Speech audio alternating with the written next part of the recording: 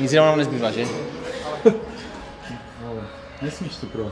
Takhle tam musíš nastoupit. Když je Slávek spokojený, to je nejhlavnější pro mě. Vždycky, když Slávek jde kontrolovat formu, mám větší nervy, než když jdu na závody. Závody to už tam už nemůžu nic zachránit, a Slávek ten vždycky, když nadává, no ještě to není dobré, zase si žral a zase to. A na tohle řekl Slávek co? Jo, že to bylo dobré. Jako jak jsem měl ty oči, jak tam se vracoval, tak jsem říkal, tak to bude asi dobré, jako. Takže mám radost. Martin je opravdu profik.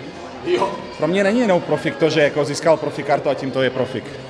Ale začínali jsme, že měl třeba 110 kg a já jsem mu řekl, že když přijde do Prahy na kontrolu formu těsně před odletem, že ta váha musí být pod 100. Dneska ráno mi poslal fotku, kde měl 99,8. Takže ten Martin to měl přesně všechno naplánované a přitom 3 dny nazpět měl ještě 102.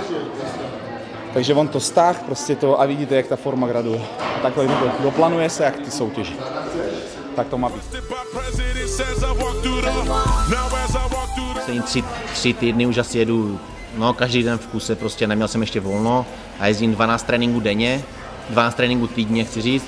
Jezdím ráno kardio na lačnou hodinu a odpoledne nebo večer jezdím trénink s kardiem za 7:45 minut, tak jezdím od pondělka do pátku a o víkendu jezdím jenom jeden trénink a jedno kardio dohromady, jo. Takže vlastně to máte 12 tréninků za týden a takhle jedu 3 týdny a docela v pohodě.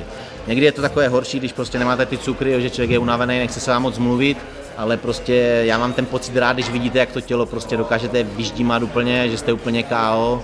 Prostě ty pocity takové ty, jak se pak najíte, jo, jak to je prostě super. To, kdo to zná, tak asi ví, o čem mluvím, ti, co to neznají, tak je to těžké vysvětlovat, protože to stejně nejde pochopit, jo, takže, ale je to prostě super, no.